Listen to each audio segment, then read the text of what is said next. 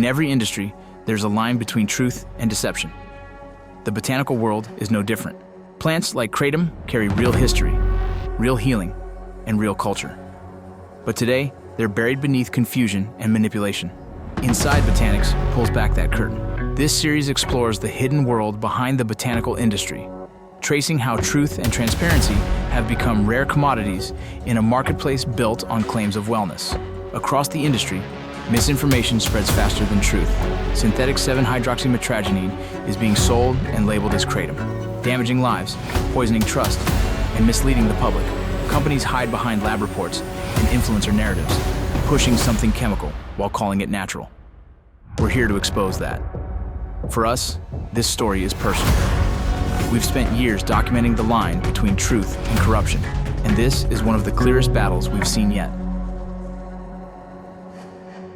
What's going on, y'all? My name is Vincent Vargas. I am the host of the Borderland podcast from Ironclad. I've been doing some investigative journalism for, 4 years now when it comes to the border and drugs and cartels. And just recently, I came across a subject that I found very fascinating that still aligns with all those areas. It's called Kratom and 7-hydroxy. Or is it the same or is it not? Either way. The further you dig into it, you start getting to some nefarious characters that are involved in the synthetic version of, I would say, an opiate that is on the market that you can find at gas stations or smoke shops near you. So this subject became so interesting that me and my partner, Jake, decided to try and film a series of what we've come across.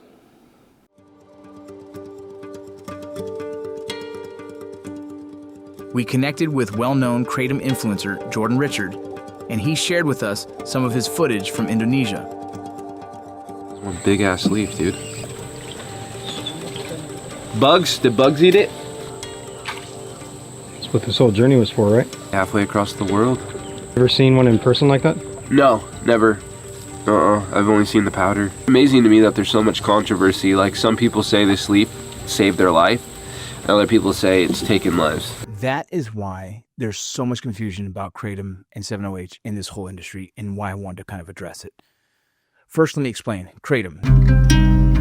Back in the day, farmers used to chew on it for a little bit of energy. At low doses, it creates a kind of an energy effect. And at higher doses, they would be used as a sedative. And so that's natural Kratom as we know it. This is where it gets interesting. Kratom comes from the leaves of a tropical tree. Inside those leaves are natural compounds called alkaloids. The main one is metragenine. It's what gives Kratom its natural effects. As the leaf ages, a tiny bit of metragenine turns into another compound called 7-hydroxymetragenine. These natural traces account for less than 1% of the plant's composition and have minimal effect on the body. But some people took advantage of that process. They isolated 7-hydroxymetragenine and recreated it in labs using synthetic chemicals. What they made wasn't Kratom. It was a man-made opioid. This synthetic version strongly affects the brain's opioid receptors, making it highly addictive. Yet, it's being sold under the name Kratom, even though it isn't Kratom at all. It's a lab-made 7-hydroxymetragenine product that the plant itself could never naturally produce. These fake products mislead consumers, confuse lawmakers, and harm people. What started as a natural leaf used for energy and relief has been twisted into a synthetic drug disguised as nature. That is what's been going all over the market, and that's the confusion. People call that Kratom because it's come from the same plant, but it's a synthesized version of it. Within just 2 years, the flood of concentrated 7-OH products grew into what is now estimated to be a $9 billion industry, fueled by rapid distribution, minimal oversight, and nationwide demand. An unregulated compound went from unknown to mass market. 7-hydroxymetragenine is an interesting one because a lot of companies that started with Kratom have kind of evolved to making the synthetic 7-hydroxy, which now currently is in the media because the government is going to classify it as a Schedule I drug. And so now we have this interesting conversation. We have Kratom companies who are making Kratom that they believe is ethical, and then you have companies that are creating 7-hydroxymetragenine and what they believe is another alternative for opiates.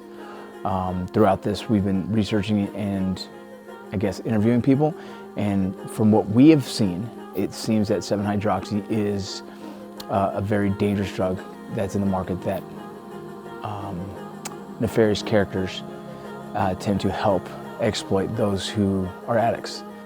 From what we have found, there is very little understanding among professionals when it comes to the difference between mitragynine and 7-hydroxymitragynine. To learn more, we spoke with Matt Shota, co-founder of a respected clinical testing lab, to learn more about their experience when it comes to these substances.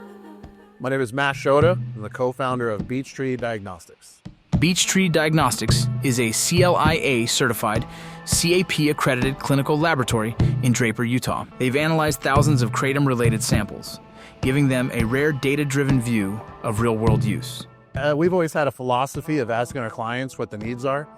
And for a minute there, kratom was the substance of choice if you wanted to not test positive on a drug test. So, and to this day, very few laboratories identify kratom. I think, and this is just my opinion, and I could be wrong, this is my understanding, is we didn't understand the difference between kratom and 7-OH. They're different. That's correct. Kratom and 7-OH are completely different, yet most people still don't realize it, creating widespread confusion among consumers and the public alike. 7-OH is spreading across the country. Its availability in gas stations and smoke shops makes it easily accessible. Because 7-OH came into the market as just another kratom product, consumers had no idea what they were getting into. We connected with Detective John Beck from the Salt Lake City Police Department, who has raised many red flags about the 7-OH issue, ultimately pioneering the idea in Utah that 7-OH needs to be taken way more seriously than it is.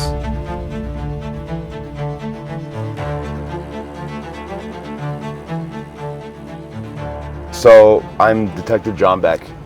I am with the Salt Lake City Police Department's Special Investigations Division. I work in our narcotics and vice team, and so we're underneath our Special Operations Division with Salt Lake City Police Department. So what got us to 7-hydroxy was that we were following these trails of money. You know, we're looking at these guys that were the owners of smoke shops, or these guys that were selling their products to smoke shops, or there were guys that were putting gambling machines in the back stores of smoke shops, or there were guys that were running and involved in human trafficking and forcing these women to work for them and branding them with their tattoos or their brand.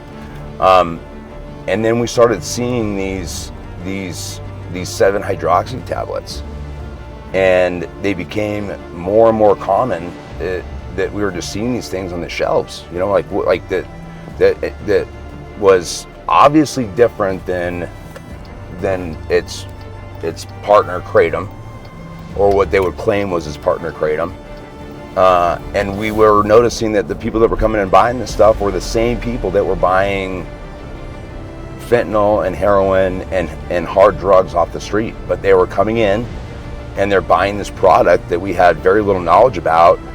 And we're like, well, why would these guys care about coming in and buying something that's like a 7-hydroxy or 7-hydroxymitragynine or pseudodoxyl? Like we looked at all these tablets and we couldn't, you know, it was hard for us to figure out why these people are using it. CEO of Diversified Botanics, Ryan Nidell, invited us to attend his sales rep training to learn more about mitragynine and 7-OH. There's enough studies that have come out now that at 10 milligrams of consumption of 7-hydroxy, you've triggered everything you need to become addicted. 10 milligrams, I have the studies, I will share it with you. 10 milligrams is indicative of what's required to become addicted. The way the FDA defines addiction versus habit forming, this is also important because you guys are going to face this. If a product is deemed addictive, that requires chemical intervention to stop consumption. You would need something else to be introduced to your system to stop taking a product. Kratom is not addictive. It does not require third-party intervention. There has been no study conducted that says kratom needs third-party intervention. There are studies that show 7-hydroxy is addictive. They're different. In the training, Ryan shared a video he used to educate policymakers in Washington, D.C. to illustrate the difference between mitragynine and 7-hydroxymitragynine. To consume 200 milligrams of 7-hydroxymitragynine, you'd only have to consume these 4 small press tabs. Some you could throw in your hand, throw in your mouth, be down in just a second. To consume the same amount, 200 milligrams of 7-hydroxymitragynine through natural sources, you'd have to consume 476 of these 15 milliliter bottles, a tremendous amount. But then even more, if you wanted to consume that same 200 milligrams of 7-hydroxymitragynine, you'd have to consume 9.5 kilograms of raw leaf powder. The conversation isn't around banning raw leaf powder or predictable extract. The conversation's around just how easy and quick it is to consume this much highly addictive, highly potent synthesized 7-hydroxymitragynine.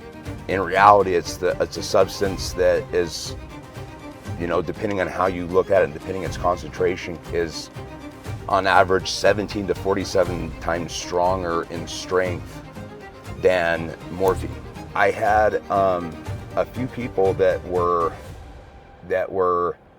aware of this substance, and they were aware of what it is, and they were aware of its potency, and they were aware of its availability and its easy access, and it's that it comes in these forms that don't look dangerous.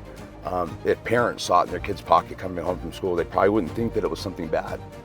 And the more and more and more that I studied into it, the more I had to realize that I have to do some work if I'm going to be somebody that's going to make a dent to this stuff. Detective John Beck has worked on the largest sting operations in the state and possibly the entire country, working to educate leaders of the state of Utah on the dangers and addictiveness of 7-OH. So you have a guy like John who is spearheading 7-OH here in Utah.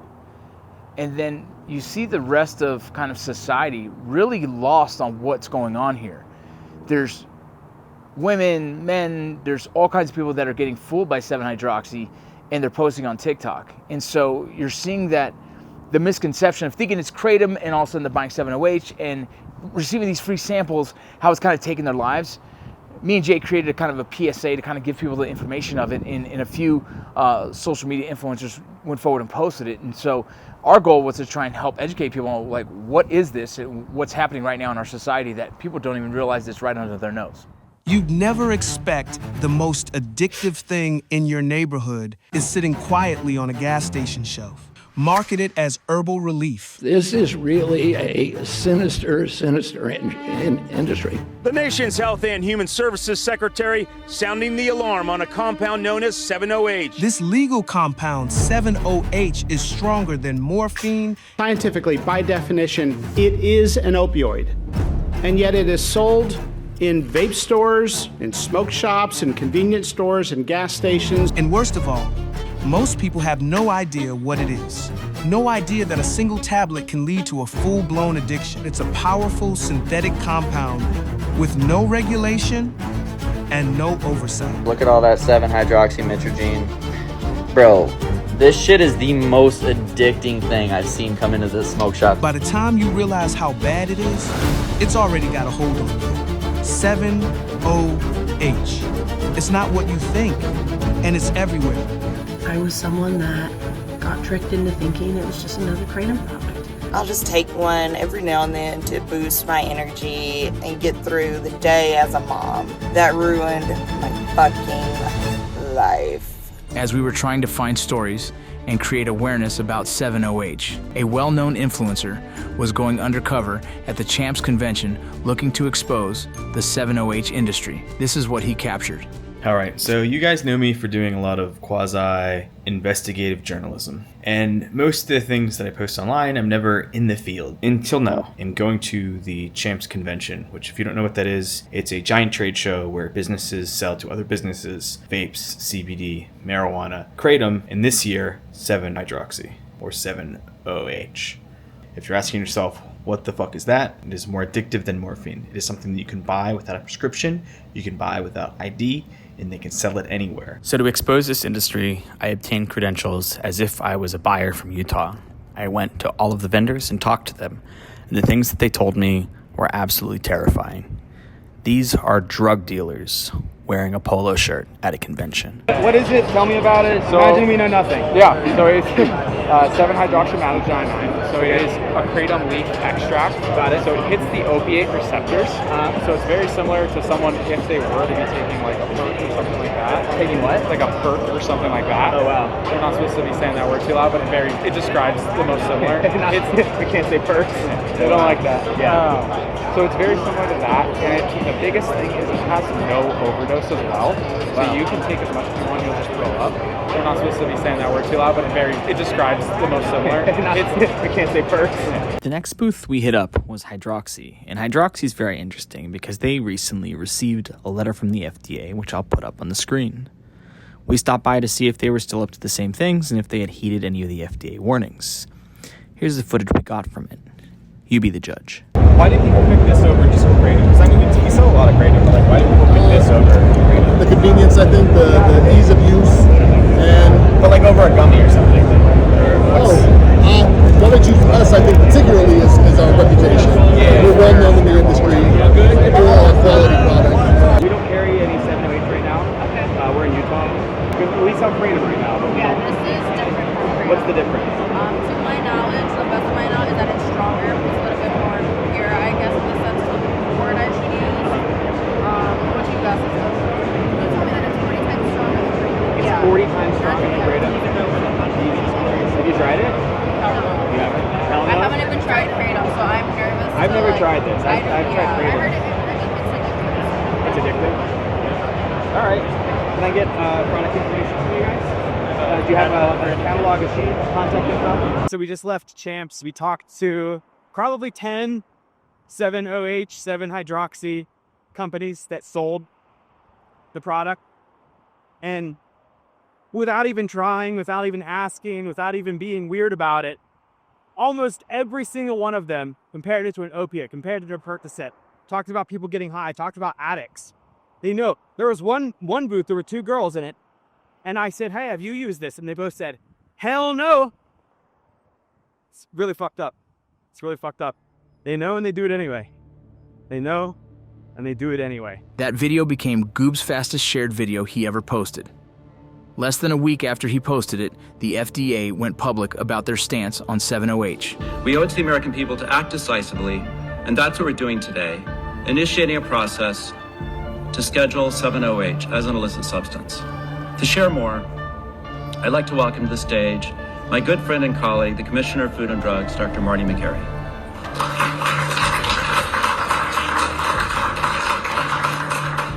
Thank you, Deputy Secretary O'Neill. It's great to be here. 7-OH is not just like an opioid. It does not just have opioid binding properties. 7-OH binds to the mu receptor, which means scientifically, by definition, it is an opioid. And yet it is sold in vape stores, in smoke shops, in convenience stores, and gas stations that are popping up all over the United States, and nobody knows what it is. The FDA is clear about 7-OH, but states aren't. Some have moved to ban 7-OH, while others ban mitragynine and kratom instead.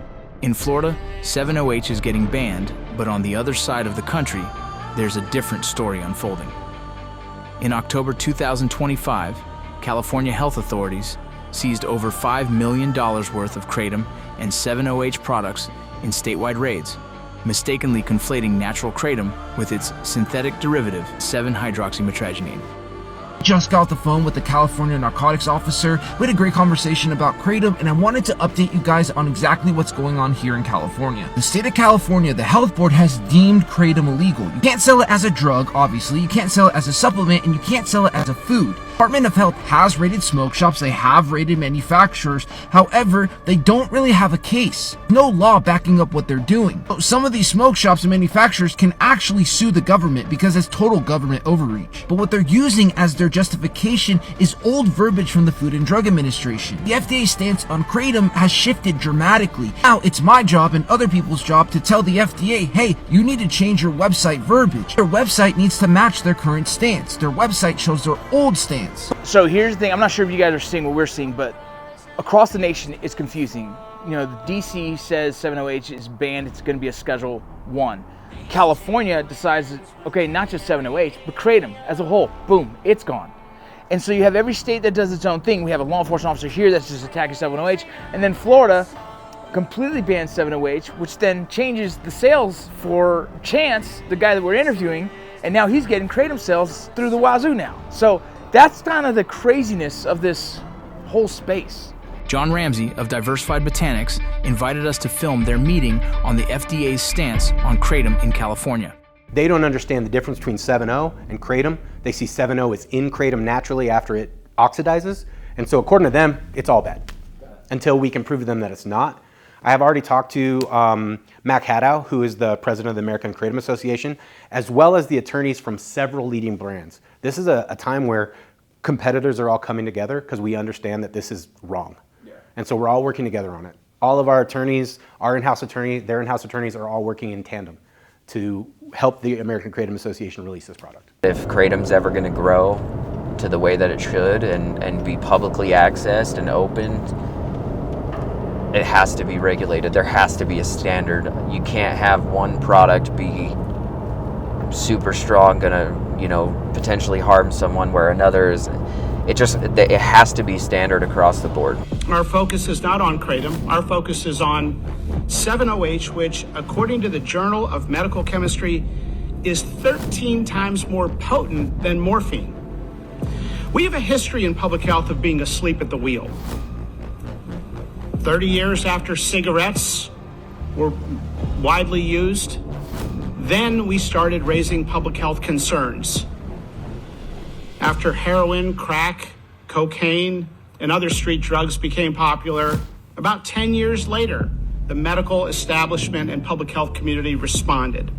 18 years after the approval of OxyContin by the FDA, we woke up to a terrible crisis that may have killed almost 1 million Americans. And then again, right afterwards, with fentanyl.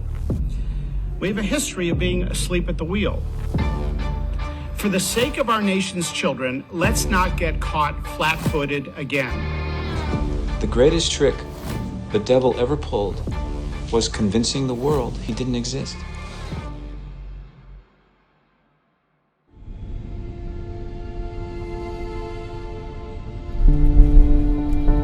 I landed here and it took me 10 minutes to find a place near your studio where I was able to find some gas station heroin.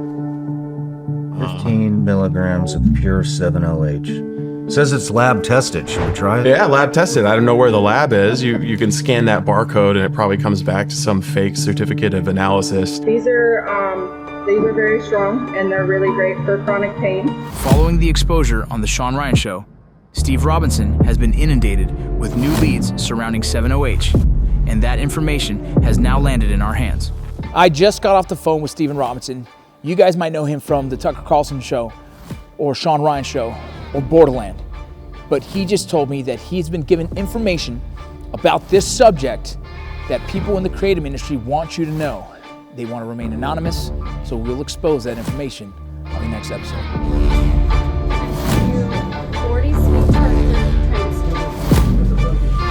Where Krabby still has it.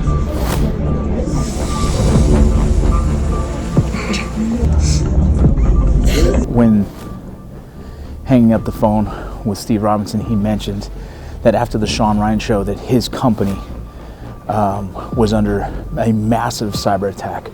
So there's something about this subject that some people just don't want you to know. And we're going to keep digging it.